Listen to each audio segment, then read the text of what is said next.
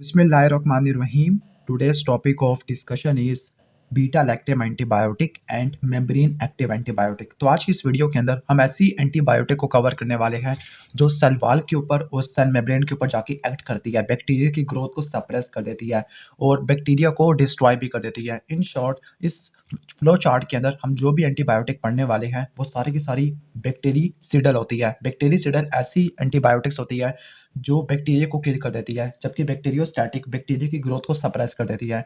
जो बैक्टीरियासिडल एंटीबायोटिक है, इनको आप इम्यूनो कॉम्पिटेंट और इम्यूनो कॉम्प्रोमाइज्ड इंडिविजुअल दोनों के अंदर दे सकते हो, लेकिन जो बैक्टीरियोस्टैटिक है वो सिर्फ इम्यूनो कॉम्पिटेंट इंडिविजुअल में दे सकते हैं, इम्यूनो कॉम्प्रोमाइज्ड इंडिविजुअल में नहीं दे सकते, क्योंकि जो बैक्टीरियोस्टैटिक होती है वो किल तो नहीं करती बल्कि हमारे होस्ट डिफेंस को स्टिमुलेट करवाती है ताकि हम इन्फेक्शन को इरेडिकेट कर सके।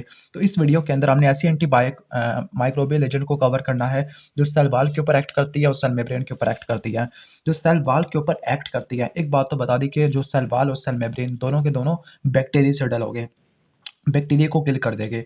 तो जो सेल वॉल के ऊपर एक्ट करती है उनको ग्रोसली हम दो ग्रुप में डिवाइड कर देते हैं, बीटा लैक्टम और नॉन बीटा लैक्टम या अदर्स कैटेगरी में लिख सकते हैं। जो बीटा लैक्टम होती है उसको भी मजीद हम तीन में डिवाइड कर देते हैं, penicillin, cephalosporin and the minor beta lactam. जो माइनर बीटा लैक्टम है उसमें मोनोबैक्टम कार्बीपेनिम में आता है, बीटा लैक्टेमेस इनहिबिटर आ जाता है। ओके, तो हम स्टार्ट करते हैं बीटा लैक्टम से। तो बीटा लैक्टम में मेनली पेनिसिलिन है और सेफ्लोस्पोरिन है। पेनिसिलिन की क्लासिफिकेशन इंपॉर्टेंट है। पेनिसिलिन को दो कैटेगरी में डिवाइड कर देते हैं, नैरो स्पेक्ट्रम और वाइडर स्पेक्ट्रम। तो जो नैरो स्पेक्ट्रम होती है उसको आगे मजीद दो कैटेगरी में डिवाइड कर देती है, नेचुरल पेनिसिलिन और एंटी स्टैफिलोकोकल पेनिसिलिन। ये ऐसी पेनिसिलिन होती है जो बीटा लैक्टेमेस रेजिस्टेंट होती है, लेकिन नेचुरल पेनिसिलिन बीटा लैक्टेमेस ससेप्टेबल होती है। जो नेचुरल पेनिसिलिन होती है उसको भी मजीद दो में डिवाइड कर देती है, एक होती है बेंजाइल पेनिसिलिन या पेनिसिलिन जी जिसको प्रोटोटाइप बोलते हैं, और एक है पेनिसिलिन वी। जो पेनिसिलिन वी होती है ओरल फॉर्म में दी जाती है, जबकि जो बेंजाइल पेनिसिलिन है ये इंट्रामस्कुलर डिपोर्ट फॉर्मेशन की फॉर्म में दी जाती है। जो पेनिसिलिन वी है ओरल फॉर्म में दी जाती है ओरोफेरेंजियल इन्फेक्शन को ट्रीट करने के लिए। ओके, जबकि बेंजाइल पेनिसिलिन या पेनिसिलिन जी का क्या स्पेक्ट्रम ऑफ एक्शन होता है उसको आगे वाले फ्लो चार्ट के अंदर कवर करेंगे। जो एक्वस पेनिसिलिन जी होती है उसको मजीद तीन फार्मूलेशन के अंदर अप्लाई करते हैं, पहला एक्वस, दूसरा प्रोकीन और तीसरा बेंजेथीन। जो एक्वस होती है उसका मेटाबॉलिज्म रिलेटिवली ज़्यादा तेज़ हो जाता है, दैट इज़ वाई उसकी हाफ लाइफ काफ़ी ज़्यादा कम होती है। लेकिन जो प्रोकेन और बेंजाथीन है ये स्लो स्लो रिलीज होती है, स्लो मेटाबॉलिज्म होता है, तो इस केस में जो हाफ लाइफ होती है बढ़ जाती है, ये ज़्यादा ड्यूरेशन के लिए आ सकती है।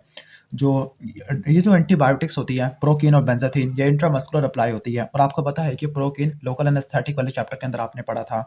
तो ये प्रोकेन को देने के बाद जो पेन होता है वो रिलेटिवली कम होता है एज कम्पेयर टू बेंजाथीन और एक्वस पेनिसिलिन जी।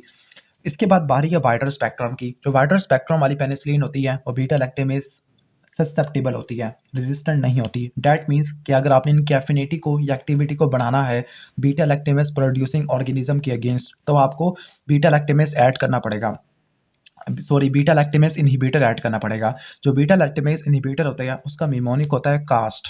ओके, क्या मिमोनिक होता है कास्ट। सी से बनेगा क्लैवुलेनिक एसिड, ए से बनता है एविबैक्टेम जो मैंने यहाँ पे नहीं लिखा हुआ। ओके, और हम कह सकते हैं एस से बनता है साल्बैक्टेम और टी से टैजोबैक्टेम होता है। तो ये बीटा लैक्टेमेस इनहिबिटर होते हैं। तो जो वाइडर स्पेक्ट्रम है इसको मजीद दो कैटेगरी में डिवाइड कर देते हैं, एक है अमाइनो पेनिसिलिन, दूसरा एंटी सूडोमोनल। अमाइनो पेनिसिलिन को मजीद दो में डिवाइड कर देते हैं, एम्पिसिलिन और अमोक्सिलिन है। वैसे इनका स्पेक्ट्रम ऑलमोस्ट सिमिलर होता है। एंटी सूडोमोनल के अंदर दो एग्जाम्पल है, पिपारसिलिन है और टिकारसिलिन होती है। इसके अलावा भी कुछ और एग्जाम्पल्स होती है, लेकिन हम इसको मिनी कैट्सन के हवाले से कवर कर रहे हैं। तो ये तो आपको पूरी बता दी पेनिसिलिन की क्लासिफिकेशन। अब बारी है सेफ्लोस्पोरिन की। तो जो सेफ्लोस्पोरिन्स होती है आगे इनको दो में डिवाइड कर देते हैं। वैसे इनके स्पेक्ट्रम होते हैं on the basis of the spectrum gram negative organism को किस तरह से ट्रीट कर रहे हैं और इनका ऑर्डर ऑफ डिस्कवरी क्या है। एक होती है नैरो स्पेक्ट्रम, एक होती है वाइडर स्पेक्ट्रम। नैरो स्पेक्ट्रम में फर्स्ट जनरेशन है और वाइडर स्पेक्ट्रम में सेकंड से लेकर फोर्थ जनरेशन है।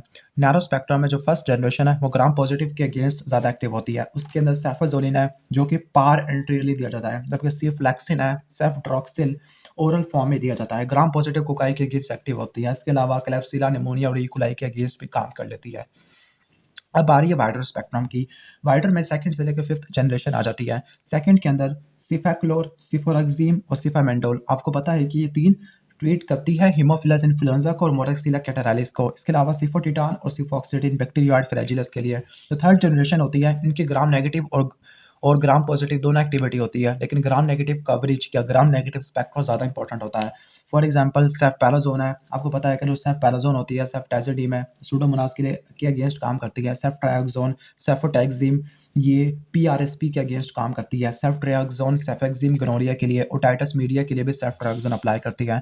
अब ब्रैकेट में मैंने कभी किसके आगे पी लगाया हुआ, किसी के आगे ओ लगाया हुआ है, तो जो पी है वो पार एंटीरियरली है, ठीक हो गया, जबकि ओ ओरल फॉर्म में है। इसके बाद फोर्थ जनरेशन है। फोर्थ जनरेशन के अंदर फर्स्ट जनरेशन की ग्राम पॉजिटिव एक्टिविटी और थर्ड जनरेशन की ग्राम नेगेटिव एक्टिविटी आ जाती है।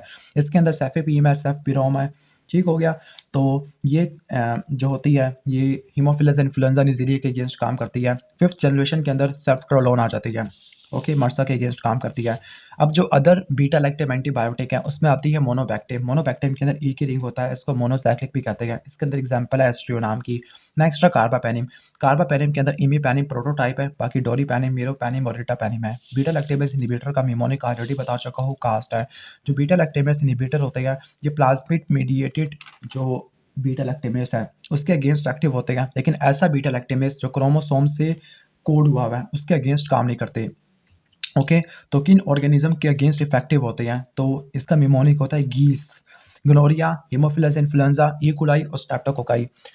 कीमो के अंदर निमोनिक्स की बहुत ज़्यादा ज़रूरत पड़ती है, कॉन्सेप्ट यहाँ पे बहुत कम अप्लाई होता है, लेकिन ये क्रोमोसोमल मीडिएटेड बीटा लैक्टेमेस के लिए इनएक्टिव होते हैं। उसके अंदर सूडोमोनास, एंटीरोबैक्टर और सीरेशिया आ जाएगा, तो उसका निमोनिक होता है पेस या पेस्टिसाइड से रिलेटेड है, ओके। तो जो ये तो हमने पूरा पढ़ लिया बीटा लैक्टेम है। अब बीटा लैक्टेम के अलावा नॉन बीटा लैक्टेम जो सेल वॉल के ऊपर जाके काम करती है, बैक्टीरियलिसिडर है, तो उसमें ग्लाइकोप्रोटीन है। ग्लाइकोप्रोटीन में वैनकोमाइसिन है, टिकोप्लानिन है और टेलावेंसिन है।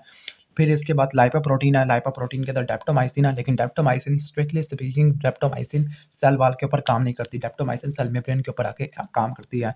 इसके बाद पेप्टाइड में बेसिट्रेसिन आ जाएगा। एंटी मेटाबोलाइट के अंदर फॉस्फोमाइसिन है और साइक्लोसिरिन है। खास ख्याल रखना है कि ये साइक्लोसिरिन है, साइक्लोस्पोरिन भी होती है लेकिन वो अपने इम्यूनोसप्रेसिव वाले चैप्टर के अंदर पढ़ना है।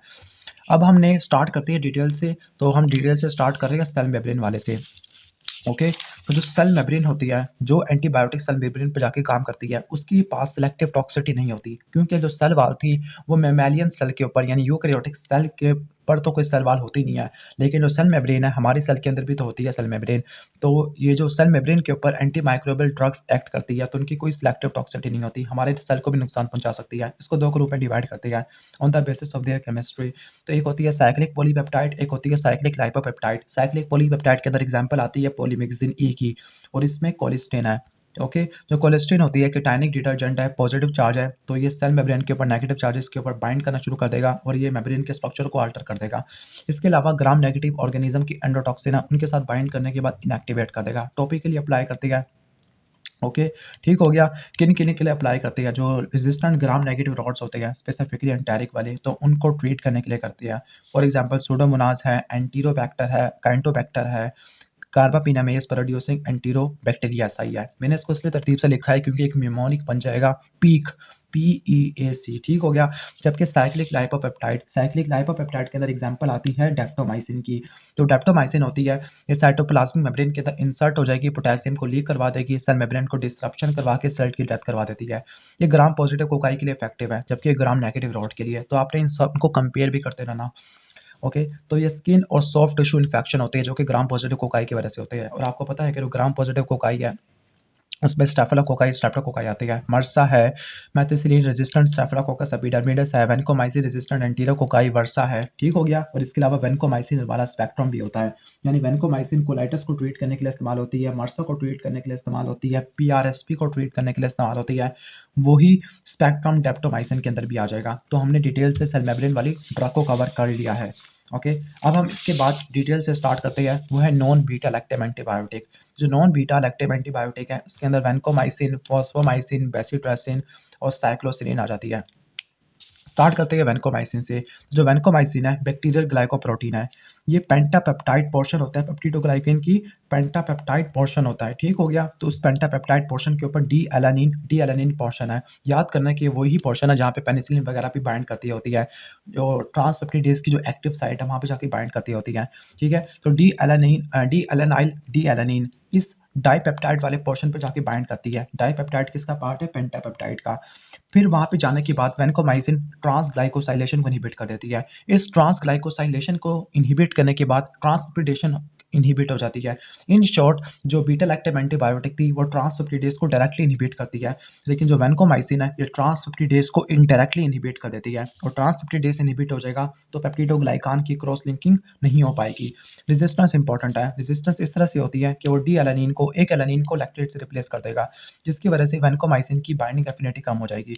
ये रेजिस्टेंस वैनकोमाइसिन रेजिस्टेंट एंटीरोकोकाई और वैनकोमाइसिन रेजिस्टेंस स्टाफिलोकोकस ऑरियस के अंदर होती है। क्लिनिकल यूजेस के अंदर वैनकोमाइसिन के अमरसा होता है, पीआरएसपी है, पेनिसिलिन रेजिस्टेंट स्ट्रेप्टोकोकस नमूनियाई है, और पीआरएसपी को ट्रीट करने के लिए हम सेफ्ट्रियाक्सोन के साथ मिला के देते हैं। और लास्ट है कोलाइटस। कोलाइटस को यानी सूडोमेम्ब्रेनस कोलाइटस होता है जो कि कोलेस्ट्रिडियम डिफिसिल का है, उसके लिए बैकअप ड्रग होती है। क्योंकि सबसे पहले ड्रग होती है वो मेट्रोनिडाजोल होती है, फिर डॉक्सामाइसिन भी होती है, फिर हम इसकी तरफ आते होती है टॉक्सिसिटी के अंदर। ओके, टॉक्सिसिटी के अंदर अच्छा आपको बताया था कि सूडोमेम्ब्रेनस कोलाइटिस को ट्रीट करने के लिए ओरली देते हैं। तो टॉक्सिसिटी के अंदर चिल्स हो सकती है, फीवर हो सकता है, फ्लेबाइटिस है, ऑटोटॉक्सिसिटी और नेफ्रोटॉक्सिसिटी है। ये दो इंपॉर्टेंट है क्योंकि ऑटोटॉक्सिसिटी नेफ्रोटॉक्सिसिटी टेट्रासाइक्लिन से भी हो सकती है, और इसके अलावा टेट्रासाइक्लिन के अलावा अमाइनोग्लाइकोसाइड से भी होती है। अगर आप वैनकोमाइसिन को रैपिड इंट्रावेनस इन्फ्यूजन से दोगे तो वो हिस्टामिन को रिलीज़ करवा देगी, जो कि आईजीई मीडिएटेड नहीं होता। हिस्टामिन के रिलीज़ होने की वजह से डिफ्यूज़ फ्लशिंग होगी और रेड मैन सिंड्रोम हो जाएगा। तो वैनकोमाइसिन का रट्टा मार लेना, रेड मैन सिंड्रोम होता है। अब बारी है फॉस्फोमाइसिन की। अब फॉस्फोमाइसिन एंटी मेटाबोलाइट होती है। साइटोसोल के अंदर इनोल पायरुवेट ट्रांसफेरेज एंजाइम को ब्लॉक कर देती है। जब ये एंजाइम ब्लॉक हो जाएगा तो एन-एसिटाइल म्यूरामिक एसिड की सिंथेसिस नहीं हो पाएगी। जब एन-एसिटाइल म्यूरामिक एसिड की सिंथेसिस नहीं हो पाएगी तब पेप्टिडोग्लाइकान की जो स्टेबल लिंकिंग होती है वो भी नहीं हो पाएगी। फाइनली पेप्टिडोग्लाइकान नहीं बनेगा तो आगे इंटीग्रिटी खत्म हो जाती है।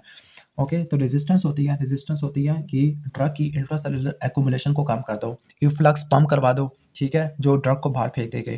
क्लिनिकल यूजेस के अंदर ये अनकॉम्प्लिकेटेड यूरिनरी ट्रैक इन्फेक्शन है, फॉर एग्जांपल ई कोलाई की वजह से होता है, प्रोटीज का वजह से होता है, उसको ट्रीट करने के लिए इस्तेमाल होती है।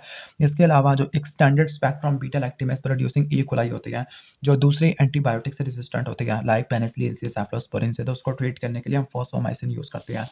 ओके, और अगर हम बीटा लैक्टम या क्विनोलोन के साथ मिला के देखें तो उसका एक्शन सिनर्जिस्टिक होता है। सिनर्जिस्टिक का मतलब है कि जब 2 ड्रग को मिला दोगे तो इनके इंडिविजुअल इफेक्ट का सम कर लोगे तो जो टोटल इफेक्ट होता है वो इनसे बड़ा होता है। ओके, ठीक हो गया। अच्छा, अभी हमने बात की थी वैनकोमाइसिन की जो कि ग्लाइकोप्रोटीन है। तो ग्लाइकोप्रोटीन में वैनकोमाइसिन के अलावा कुछ और ड्रग भी आ जाती है लाइक टिकोप्लानिन, टिलावेंसिन, ओटिवेंसिन और डेल्वेंसिन। इनके बारे में चंद बातें पढ़ लेते हैं। जो टिलावेंसिन होती है पेप्टिडोग्लाइकन की सिंथेसिस को भी ब्लॉक कर देती है और सेल मेम्ब्रेन की इंटीग्रिटी को भी खराब कर देती है। ओके, ठीक हो गया। तो ये जो स्किन और सॉफ्ट टिश्यू इन्फेक्शन है मर्सा की वजह से उसको ट्रीट करने के लिए इस्तेमाल होती है। इसको इंट्रावेनस फॉर्म में देते हैं और दिन में 1 डोज़। इसके बाद जो ओटिवेंसिन और डेल्बावेंसिन है इनकी हाफ लाइफ रिलेटिवली बहुत ज़्यादा होती है। दैट इज़ व्हाई 1 हफ्ते में 1 डोज़ देनी होती है।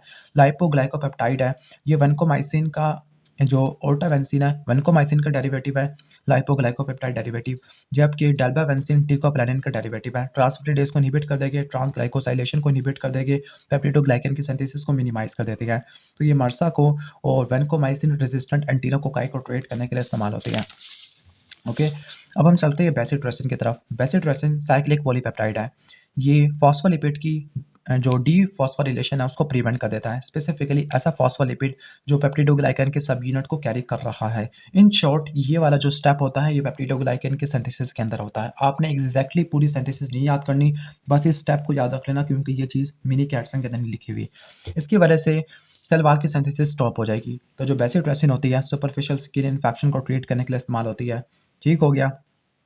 और आपको पता है कि माइक्रोबायोलॉजी के अंदर आपने पढ़ा था कि एक स्पीशी ऐसी होती है जो बेसिट्रेसिन रेजिस्टेंट होती है, एक होती है सेंसिटिव होती है। जो सेंसिटिव थी वो आपने पढ़ा था स्ट्रेप्टोकोकस पायोजीन, और जो रेजिस्टेंट थी वो स्ट्रेप्टोकोकस अगलैक्टाई आपने पढ़ा था। इसके बाद चलते हैं साइक्लोसिरिन की तरफ। साइक्लोसिरिन और फॉस्फोमाइसिन दोनों के दोनों एंटी मेटाबोलाइट है। इसी तरह सल्फोनामाइड और ट्राइमेथोप्रिम ये भी एंटी मेटाबोलाइट होते हैं। एंटी मेटाबोलाइट ऐसी ड्रग है जो कम्पिटिटिव सबस्ट्रेट वाला काम करती है। ओके, इनका कोई ना कोई स्ट्रक्चरल सिमिलैरिटी होती है। लाइक साइक्लोस्पिरिन जो साइक्लोसिरिन होती है, मैं भी इसको स्पोरिन बोल रहा था, साइक्लोसिरिन है। इसकी स्ट्रक्चरल एनालॉग होता है, यानी इसकी स्ट्रक्चरल सिमिलैरिटी डी एलानिन से मिलती जुलती है, तभी डी एलानिन को रिजेंबल करती है। तो फिर ये ओके, तो डी एलानिन वाली जगह पे आके बाइंड कर लेगी और ये जो डाइपेप्टाइड है डी एलानिन उसके सिंथेसिस को ब्लॉक कर देगी। जब डाइपेप्टाइड ब्लॉक हो जाएगा तो आगे पेंटापेप्टाइड भी नहीं बनेगा, पेंटापेप्टाइड नहीं बनेगा तो क्रॉस लिंकिंग वगैरह नहीं हो पाएगी और आगे सिंथेसिस भी नहीं हो पाएगी। जो साइक्लोसिलिन है सेकंड लाइन एंटी ट्यूबरकुलोटिक ड्रग होती है, टॉक्सिसिटी के अंदर न्यूरोटॉक्सिसिटी है। ओके, जबकि बेसिट्रसिन के अंदर नेफ्रोटॉक्सिसिटी होती है। न्यूरोटॉक्सिसिटी के अंदर ट्रेमर है, सीजर्स है, साइकोसिस है। ओके, अब हम चलते हैं मोनोबैक्टीरियम की तरफ। जो मोनोबैक्टीरियम होती है, पहले इसके कुछ फीचर्स को पढ़ लेते हैं। मोनोबैक्टीरियम को मोनोसाइक्लिक भी कहते हैं क्योंकि इसके पास सिर्फ एक ही रिंग है, सल्फर कंटेनिंग रिंग नहीं होती। इसके अंदर एग्जांपल आती है एस2 नाम की। जो एस2 नाम है या मोनोबैक्टीरियम है, ये बीटा लैक्टमेज से रेजिस्टेंट होती है, इंट्राविनस फॉर्म में देती है और इनकी जो सिक्रेशन होती है वो किडनी के अंदर होती है, यूरिन के अंदर एलिमिनेट होती है। मैकेनिज्म ऑफ एक्शन ये है कि इसने ट्रांसक्रिप्टेज के साथ जाके बाइंड करना है, जो कि पेनिसिलिन बाइंडिंग प्रोटीन होती है। इसका एक्शन अमाइनो ग्लाइकोसाइड के साथ सिनर्जिस्टिक होता है। क्लिनिकल यूज़ के अंदर देखा जाए तो अगर किसी बंदे को पेनिसिलिन से सेफलोस्पोरिन से एलर्जी है, तब इस केस में हम पेनिसिलिन को नहीं देंगे बल्कि हम उसको रिप्लेस कर देंगे मोनोबैक्टीरियम से, क्योंकि इसकी पेनिसिलिन के साथ कोई क्रॉस एलर्जेनिसिटी नहीं होती, सेफलोस्पोरिन की भी होती है। ये सिर्फ केपीएस के अगेंस्ट एक्टिव होता है, ग्राम नेगेटिव रॉड के लिए। ओके, यानी जो ऐसा बीटा लैक्टेमेस जो कि ग्राम नेगेटिव रॉड प्रोड्यूस करता है, लाइक क्लैप्सिला, सूडोमोनास सिलेशिया, ये उनसे रेजिस्टेंट होती है। लेकिन इसकी ग्राम पॉजिटिव या एनारोब्स के अगेंस्ट कोई एक्टिविटी नहीं होती। तो ध्यान से अपने सिनेरियो को पढ़ना है, ग्राम पॉजिटिव और एनारोब्स के अगेंस्ट कोई एक्टिविटी नहीं होती। टॉक्सिसिटी के अंदर सुपर इन्फेक्शन हो सकते हैं। ओके, ठीक हो गया। और इसके अलावा हम ये भी कह सकते हैं कि हेपेटोटॉक्सिसिटी हो सकती है। लेकिन एक अच्छी बात ये है कि पेनिसिलिन के साथ कोई क्रॉस एलर्जेनिसिटी नहीं है। अब हम और पीछे की तरफ आ जाते हैं तो पढ़ लेते हैं कार्बापेनिम को। तो कार्बापेनिम के अंदर प्रोटोटाइप इमीपेनिम होती है, मेनली वही है। जो कार्बापेनिम है ये भी बीटा लैक्टिव एंटीबायोटिक, लेकिन इसका पेनिसिलिन से और सेफलोस्पोरिन से स्ट्रक्चर डिफरेंट होता है और ये बीटा लैक्टिव में से इनएक्टिवेट नहीं होती, जिस तरह हमने ऊपर पढ़ा था। ओके, लेकिन क्लैप्सिला निमोनियाई एक कार्बापेनिमेस प्रोड्यूस करता है। वो कार्बापेनिमेस इन कार्बापेनिम को डिस्ट्रॉय कर देगा। इस कार्बापेनिमेस को मिनिमाइज करने के लिए कार्बापेनिमेस इनहिबिटर यूज करते हैं, जिसका नाम है विबोरबैक्टिन। ओके, ठीक हो गया। और हम कार्बापेनिम के बारे में कहते हैं कि ये ड्रग्स ऑफ लास्ट रिजॉर्ट होती है, यानी ऐसे बैक्टीरिया जो बहुत सारे एंटीबायोटिक से रेजिस्टेंट होते हैं, उनको ट्रीट करने का वाहिद सोर्स या वाहिद सोल्यूशन कार्बापेनिम होगा। अब इसके अंदर कौन कौन सी आ जाती है? इसके अंदर आ जाती है इमीपेनिम, डोरीपेनिम, इम्यूनोपेनिम और एटापेनिम। मैंने इसको इस तरह से डिवाइड किया हुआ है कि एक ड्रग ऐसी होती है जो कि रीनल डिहाइड्रोपेप्टिडेज टाइप 1 से ब्लॉक हो जाती है, जबकि बाकी नहीं होती। ओके, तो हमें इस एंजाइम को ब्लॉक करना पड़ता है और एंजाइम को ब्लॉक करने के लिए सिलास्टेटिन देते हैं। सिलास्टेटिन देने की वजह से इमापेनिम की हाफ लाइफ ज़्यादा हो जाएगी और इसका जो नेफ्रोटॉक्सिक मेटाबोलाइट है उसकी फॉर्मेशन भी कम से कम होती है। तो जो प्रोटोटाइप है वो इमापेनिम है, जिसको सिलास्टेटिन के साथ मिला के देते हैं। ठीक है, जो इमापेनिम होती है ये को ड्रग ऑफ चॉइस है। किसके लिए? सेकेंडरी के लिए, एसईसी के लिए। एस से क्या बनेगा? सिरेशिया, ई से एंटीरो बैक्टर और सी से सिट्रोबैक्टर। तो निमोनिया के बगैर तो काम चलेगा नहीं। इसके अलावा इनके क्लिनिकल स्पेक्ट्रम को देख लेते हैं। तो क्लिनिकल स्पेक्ट्रम का जब भी लिखना है तो आपने तरतीब से जाना है। पहले ग्राम positive cocci, gram negative gram positive rod, ग्राम नेगेटिव रॉड। ठीक है, तो ग्राम पॉजिटिव कोकाई के अंदर स्टाफिलोकोकस ऑरियस है, पीआरएसपी है, लेकिन मार्सा के अगेंस्ट काम नहीं करती होती। ओके, ग्राम नेगेटिव कोकाई के अंदर मेनिंजोकोकस के अगेंस्ट काम करती है। ग्राम नेगेटिव रॉड के अंदर सूडोमोनास है, लेकिन अगर आप अमाइनो ग्लाइकोसाइड के साथ मिला के दोगे तब इनकी सिनर्जिस्टिक एक्शन होगा। और अकाइनोबैक्टर है, हिमोफिलस है, एंटीओबैक्टीरिया सही है और एनारोब्स के अंदर बैक्टीरियोइड और कोलेस्ट्रीडियम। ये इनका पूरा स्पेक्ट्रम बता दिया मैंने इमापेनिम का। अब जो डोरीपेनिम, मेरोपेनिम और एटापेनिम है, ये डीहाइड्रोपेप्टिडेज टाइप 1 से इनहिबिट नहीं होती। जो डोरीपेनिम और मेरोपेनिम है, इनका ग्राम नेगेटिव रॉड के खिलाफ एक्टिविटी ज़्यादा होती है और जो मिरोपेनिम है ये रिलेटिवली कम सीजर करवाती है। ठीक हो गया। जबकि इल्टापेनिम इसकी सूडोमोनास के अगेंस्ट एक्टिविटी ना होने के बराबर होती है और अगर हम इसको इंट्रामस्कुलर फॉर्म में देते हैं तो पेन और इरिटेशन होती है। अब हम इमीपेनिम और सिलास्टेटिन के टॉक्सिसिटी को देख लेते हैं। तो टॉक्सिसिटी के अंदर जीआईटी, डिस्ट्रेस और रैश हो जाएगा। ये तो हर उस ड्रग में कॉमन होगा जिसको आप ओरली देते हो। और इनकी पेनिसिलिन के साथ पार्शियल क्रॉस एलर्जेनिसिटी होती है, लेकिन इनका सीएनएस के ऊपर बहुत ज़्यादा नुकसान होता है। लाइक सीएनएस के ऊपर कन्फ्यूजन, एन्सेफलोपैथी और सीजर्स वगैरह करवा देती है। इसके बाद देख लेते हैं सेफलोस्पोरिन को। ओके, तो सेफलोस्पोरिन सेवन अमाइनो सेफलोस्पोरिनिक एसिड की डेरिवेटिव होती है। कभी कभार पेनिसिलिन और सेफलोस्पोरिन का डिफरेंस आ सकता है। पेनिसिलिन और सेफलोस्पोरिन में ये डिफरेंस होता है कि सेफलोस्पोरिन के अंदर जो बीटा लैक्टेम रिंग से एडजेसेंट है वो 6 मेंबर्ड रिंग होती है, लेकिन पेनिसिलिन की 5 मेंबर्ड रिंग होती है और 2 जगह के ऊपर सब्स्टिट्यूएंट लगे होते हैं सेफलोस्पोरिन के अंदर, लेकिन पेनिसिलिन के अंदर सिर्फ एक ही जगह के ऊपर लगे होते हैं। वैसे ही रट्टा मार लेना इन 2 पॉइंट्स को और स्ट्रक्चर ड्रा करने की कोई ज़रूरत नहीं है। ओके, तो अब इनके फार्माकोकाइनेटिक की तरफ आ जाते हैं। अब जब भी हम ड्रग की फार्माकोकाइनेटिक की बात करते हैं तो उसमें एब्जॉर्प्शन, डिस्ट्रीब्यूशन, मेटाबॉलिज्म, एलिमिनेशन की बातें करते हैं। तो जो ओल्डर ड्रग्स होती है सेफलोस्पोरिन उनको ओरली देते हैं, जो न्यूअर होती है उनको इंट्रावेनस फॉर्म में या पारेंटरली देते हैं। डिस्ट्रीब्यूशन की बात करते हैं तो डिस्ट्रीब्यूशन के अंदर जो फर्स्ट और सेकंड होती है वो ब्लड ब्रेन बैरियर को क्रॉस नहीं कर पाती, लेकिन जो थर्ड वाली होती है वो करती है। ठीक हो गया, यानी अगर मेनिंजाइटिस हो तब फर्स्ट और सेकंड फिर भी नहीं करती, लेकिन थर्ड से आगे करना शुरू कर देती है। थर्ड के अंदर भी कुछ एक्सेप्शन होती है। ओके, वो कौन-कौन सी एक्सेप्शन होती है जो कि ब्लड ब्रेन बैरियर को क्रॉस नहीं कर पाती, वो मैं आपको आगे बताऊँगा। मेटाबॉलिज्म और एलिमिनेशन की तरफ आ जाते हैं। जो हेपेटिक मेटाबॉलिज्म और बिलियरी एक्सक्रीशन होती है, ये सिर्फ 2 की होती है, सेफ्ट्राजोन की और सेफ्ट्राक्सोन की। बाकी सबका किडनी के अंदर एलिमिनेशन होती है, यूरिन के अंदर एक्सक्रीट हो जाती है। इनका एग्जाम में मैकेनिज्म ऑफ रेजिस्टेंस पूछा जाता है। तो जो सेफ्लोस्पोरिन है, इनका 3 मैकेनिज्म होते हैं रेजिस्टेंस के। पहला है इनएक्टिवेटिंग एंजाइम, दूसरा मेम्ब्रेन परमिएबिलिटी और तीसरा चेंजेस इन पेनिसिलिन बाइंडिंग प्रोटीन। तो पहला है इनएक्टिवेटिंग एंजाइम। जिस तरह पेनिसिलिन के लिए बीटा लैक्टेमेज था, तो उसके बीटा लैक्टेमेज के लिए पेनिसिलिनेज कहते थे। अब सेफ्लोस्पोरिन के लिए हम कहेंगे सेफ्लोस्पोरिनेज। ठीक हो गया? तो इस जो सेफ्लोस्पोरिनेज है, इनको इनकोड कर देगा, इनको डिस्ट्रॉय कर देगा। तो इसको ओवरकम करने के लिए बीटा लैक्टेमेज इन्हिबिटर देंगे। फॉर एग्जांपल सेफ्टाज़िडिम के साथ एबिबैक्टेम है, सेफ्टोलोज़ोन के साथ डेज़ोबैक्टेम होता है। दूसरा है मेम्ब्रेन परमिएबिलिटी और तीसरा है पेनिसिलिन बाइंडिंग प्रोटीन में अल्टरेशन। और आपको पता है कि जो मर्सा होता है मेथिसिलिन रेजिस्टेंट स्टाफिलोकोकस ऑरियस, ये मेथिसिलिन से रेजिस्टेंस इस वजह से होता है कि क्योंकि ये पेनिसिलिन बाइंडिंग प्रोटीन में स्ट्रक्चरल अल्टरेशन प्रोड्यूस कर देता है। जो मर्सा है उसको ट्रीट करने के लिए कोई भी बीटा लैक्टम एंटीबायोटिक नहीं होती सिवाय एक के, वह है सेफ्ट्रोलोन, 5th जनरेशन के अंदर। अब जो सेफ्लोस्पोरिन है इसकी मल्टीपल जनरेशंस होती है on the basis of their order of discovery, या इनकी ग्राम नेगेटिव कवरेज किस तरह से है। तो जो फर्स्ट होगी वो तो ग्राम नेगेटिव के लिए किसी काम की नहीं है, फिर सेकंड है, थर्ड है, फिर फोर्थ है और फिर फिफ्थ है। तो स्टार्ट करते हैं फर्स्ट से। तो फर्स्ट के अंदर सेफाजोलिन और सिफ्लैक्सिन आती है। सेफाजोलिन पारेंटरली दी जाती है, जबकि सिफ्लैक्सिन ओरली दी जाती है। जो सेफाजोलिन और सिफ्लैक्सिन है ट्रीटमेंट और सर्जिकल प्रोफाइलैक्सिस के लिए इस्तेमाल होती है। For example gram positive cocci और gram negative rod. Gram positive cocci में स्टाफिलोकोकाई, स्ट्रेप्टोकोकाई आ जाते हैं, लेकिन मर्सा और एंटीरोकोकाई के अगेंस्ट किसी भी काम की नहीं है। ग्राम नेगेटिव रॉड के अंदर क्लेप्सिला निमोनिया और ई कोलाई है। इसको याद करने का तरीका क्या है? पाकिस्तान का सबसे बड़ा मेडिकल कॉलेज केई है। इसके बाद सेकंड जनरेशन सेफ्लोस्पोरिन की तरफ आते हैं। सेकंड जनरेशन सेफ्लोस्पोरिन की ग्राम पॉजिटिव एक्टिविटी कम होती रहेगी, लेकिन ग्राम नेगेटिव एक्टिविटी ज़्यादा हो जाएगी। तो आगे देख लेते हैं कि इनका फॉर एग्जांपल बैक्टीरियोइड के अगेंस्ट सिफोटिडान और सिफॉक्सिडिन होती है, जबकि हीमोफिलस इन्फ्लुएंजा और मोरेक्सिला कैटेनालिस जो साइनस, ईयर और रेस्पिरेटरी ट्रैक इन्फेक्शन करवाते हैं, तो उसको ट्रीट करने के लिए सिफामेंडोल, सिफोरोक्सीम और सिफैकुलर यूज़ की जाती होती है। ओके, इसके बाद बारी है थर्ड जनरेशन की। तो थर्ड जनरेशन होती है, उनके ग्राम नेगेटिव कवरेज बहुत ज़्यादा होती है और ये ब्लड ब्रेन बैरियर को क्रॉस करना शुरू कर देती है। लेकिन मैंने आपको बताया था कि 2 ड्रग ऐसी होती है जो क्रॉस नहीं करती थर्ड के अंदर, वो है सेफपेराज़ोन और सेफेक्सिम होती है। ओके, ठीक हो गया। अब हम इनके बारे में चंद चीज़ें पढ़ लेते हैं। ओके, कहते हैं कि ये इनका जो स्पेक्ट्रम होता है, gram positive, cocci, gram negative, इन सब के लिए होता है। तो यहाँ पे मैंने लिखा हुआ है पीएस। पीएस का क्या मतलब है? प्रोविडेंसिया, सिरेशिया, मार्किसेंस है। Beta lactamase producing Haemophilus influenza और निजेरिया के लिए इस्तेमाल होते हैं और एंटीरियोबैक्टीरियासाई के लिए। ठीक हो गया? ओके। लेकिन ये इनके लिए रिलेटिवली लेस एक्टिव होते हैं, क्योंकि ये एक्सटेंडेड स्पेक्ट्रम बीटा लैक्टेमेस प्रोड्यूस करते हैं। इसको ट्रीट करने के लिए हम कार्बापेनिम यूज़ करते होते हैं। क्लिनिकल इन्फेक्शन को पढ़ लेते हैं क्लिनिकल एग्जांपल में। लाइक पीआरएसपी को ट्रीट करने के लिए सेफ्ट्रियाक्सोन और सेफोटैक्सिम देते हैं। सूडोमोनास को ट्रीट करने के लिए सेफपेराज़ोन और सेफ्टाज़िडिम देते हैं। बैक्टीरियोइड के लिए सेफ्टिज़ोक्सिम देते हैं। और याद करना कि बैक्टीरियोइड में सेकंड जनरेशन भी थी।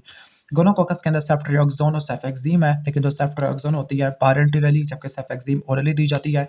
एक्यूट ओटाइटिस मीडिया है, तो एक्यूट ओटाइटिस मीडिया में सेफ्ट्रियाक्सोन का एक इंजेक्शन है जो कि अमोक्सिलिन के 10 दिन के कोर्स के बराबर होता है। अब बारी है इनके टॉक्सिसिटी की। तो टॉक्सिसिटी की बात करते हैं तो पहले टॉक्सिसिटी में एलर्जी लिखी हुई है और इसके बाद अदर एडवर्स इफेक्ट है। अब एलर्जी के अंदर क्या होता है कि जो इंडिविजुअल मेंबर्स हैं उनके दरमियान क्रॉस रिएक्टिविटी कंप्लीट होती है, लेकिन पेनिसिलिन और सेफ्लोस्पोरिन के दरमियान जो एलर्जेनिसिटी होती है वो पार्शियल होती है। ठीक हो गया? ओके। और जो एलर्जिक रिएक्शन होते हैं वो स्किन रैशेस, एनाफिलैक्टिक शॉक तक आ सकते हैं। दूसरे एडवर्स इफेक्ट को देख लेते हैं। तो पहले कुछ एडवर्स इफेक्ट होते हैं जो एडमिनिस्ट्रेशन की वजह से होती है। लाइक इंट्रामस्कुलर फॉर्म में देते हैं तो फिर पेन होता है जिस जगह पे इंजेक्शन लगाया था, और इंट्रावीनस फॉर्म में देती है तो फिर फ्लेबाइटिस हो सकता है, वेन्स की वाल की इन्फ्लेमेशन हो सकती है। अमाइनो ग्लाइकोसाइड के साथ मिला के दो तो फिर नेफ्रोटॉक्सिसिटी ज़्यादा हो सकती है। कुछ ऐसी सेफलोस्पोरिन होती है जिनके पास मिथाइल थायोटेट्राजोल ग्रुप होता है, फॉर एग्जांपल सेफामेंडोल, सेफोवेराजोन और सेफोटिडान। इनकी वजह से हाइपोप्रोथोलमीमिया हो जाएगा। हाइपोप्रोथोलमीमिया का क्या मतलब होता है? प्रोथ्रोम्बिन का लेवल कम हो गया है और इसके अलावा एथेनॉल के साथ डाइसल्फिराम लाइक रिएक्शन हो जाएगा। ओके, तो इन 2 चीज़ों का आप नोट कर लेना, ये बहुत इंपॉर्टेंट है। तो यहाँ पे आके हमारा सेफलोस्पोरिन खत्म हो जाता है। अब बारी है पेनिसिलिन की। जो पेनिसिलिन होती है बीटा लैक्टम एंटीबायोटिक है, बैक्टीरियासिडल होती है। जब बैक्टीरिया रैपिडली ग्रो कर रही होती है, डिवाइड कर रही होती है, फॉर एग्जांपल लॉग फेज के अंदर, तब ये ज़्यादा एक्टिव होती है। 6 अमाइनो पेनिसिलिनिक एसिड का डेरिवेटिव है, जबकि सेफलोस्पोरिन 7 अमाइनो सेफलोस्पोरिनिक एसिड का डेरिवेटिव होता है। ट्रांसपेप्टिडेज को ब्लॉक कर देती है, ट्रांसपेप्टिडेशन रिएक्शन को ब्लॉक कर देती है। अब जो ट्रांसपेप्टिडेशन रिएक्शन होना होता है, ये 2 के दरमियान होना होता है। एक इनके दरमियान जो क्रॉस लिंक होती है और एक टेट्रापेप्टाइड साइड चेन होती है। ओके, ठीक हो गया। तो इनके दरमियान में, और आपको पता है कि एक अमाइनो ग्रुप होता है और एक कार्बोक्सिल ग्रुप होता है। एक अमाइनो एसिड का अमाइनो ग्रुप और दूसरे अमाइनो एसिड का कार्बोक्सिल ग्रुप, इन दोनों के दरमियान ट्रांसपेप्टिडेशन होती है। इसी को ब्लॉक पेनिसिलिन करती है। फार्माकोकाइनेटिक को पढ़ लेते हैं। फार्माकोकाइनेटिक के अंदर एब्जॉर्प्शन, डिस्ट्रीब्यूशन, मेटाबॉलिज्म, एलिमिनेशन आ जाएगा। तो पेनिसिलिन ओरल फॉर्म में दी जाती है, लेकिन जो स्टोमक है एसिड है, कुछ रेजिस्टेंट होती है, कुछ ससेप्टेबल होती है। ओके, जो पार एंटीरली होती है, तो पार एंटीरली के अंदर एम्पिसिलिन, पिपारसिलिन और टिकारसिलिन आती है। ठीक हो गया। पिपारसिलिन और टिकारसिलिन क्या होती है? एंटीसूडोमोनल पेनिसिलिन होती है।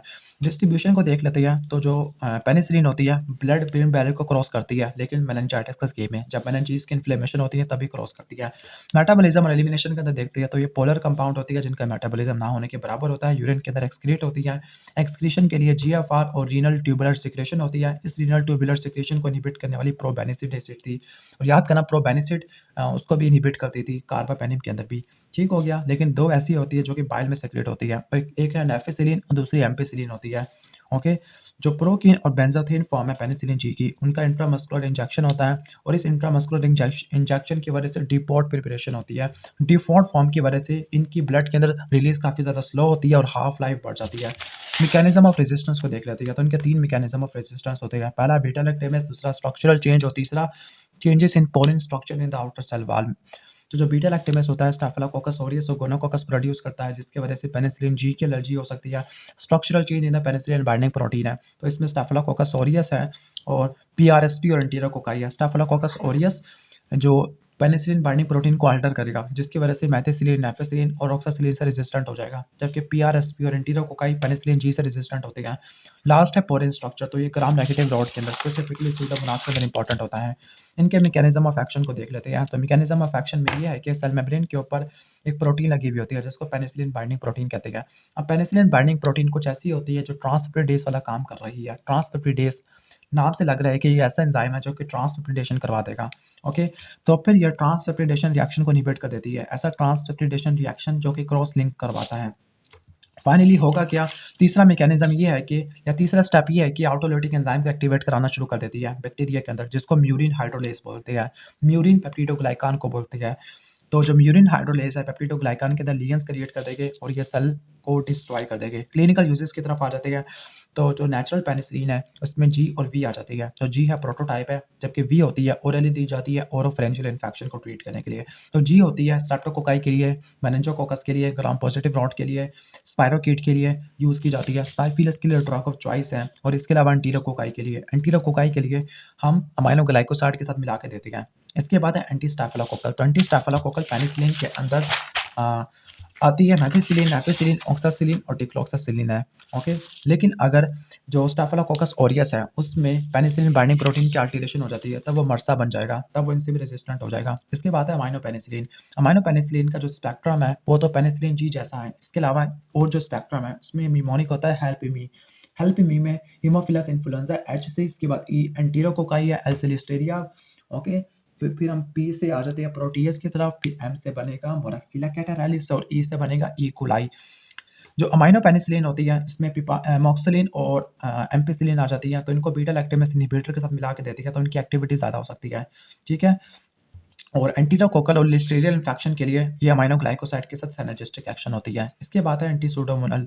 एंटीसूडोमोनल ये सूडोमोनास के अगेंस्ट एक्टिव होती है, स्पेसिफिकली ग्राम नेगेटिव रॉड है जिसमें निमोनिक होता है KEP।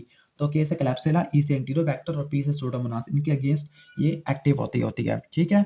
और इनकी एक्टिविटी भी अमाइनोग्लाइकोसाइड के साथ सिनर्जिस्टिक बन जाती है। अब हम पेनिसिलिन की टॉक्सिसिटी को पढ़ लेते हैं। तो जो पेनिसिलिन की टॉक्सिसिटी होती है वो 2 टाइप की है। एक है एलर्जी और उसके बाद अदर मिसलेनियस। तो एलर्जी 5 से लेकर 10% पेशेंट में होती है। एलर्जी में यूरोटिकेरिया हो सकता है, प्लूराइटिस है, फीवर है, जॉइंट की स्वेलिंग है, एनाफ्लाइटिस है, एनाफिलैक्सिस भी हो सकता है, एनाफिलैक्टिक शॉक भी हो सकता है। जो पेनिसिलिन के अंदर जो एंटीजेनिक मॉलिक्यूल है वो पेनिसिलोइक एसिड होता है, जो असल में एलर्जी करवाता है। मिसलेनियस टॉक्सिसिटी के अंदर मेथिसिलिन, नेफिसिलिन और एम्पिसिलिन की टॉक्सिसिटी पढ़नी है। मेथिसिलिन की वजह से इंटरस्टिशियल नेफ्राइटिस होता है, नेफिसिलिन की वजह से न्यूट्रोपीनिया होता है और एम्पिसिलिन की वजह से मैक्युलोपैपुलर रैशेस है, जीआईटी डिस्ट्रेस है। जीआईटी डिस्ट्रेस के अंदर नोज़िया, डायरिया और सूडोमेम्ब्रेनस कोलाइटिस हो सकता होता है। ठीक हो गया? तो सूडोमेम्ब्रेनस कोलाइटिस है क्लिंडामाइसिन की वजह से भी होता है और इसको ट्रीट करने के लिए मेट्रोनिडाज़ोल, वैनकोमाइसिन, फिडॉक्सामाइसिन यूज़ करते हैं। अगर आपको वीडियो अच्छी लगी है तो वीडियो को लाइक कर देना, चैनल पे नहीं हो तो सब्सक्राइब कर देना। मिलते हैं नेक्स्ट वीडियो के अंदर, तब तक के लिए अल्लाह हाफ़िज़।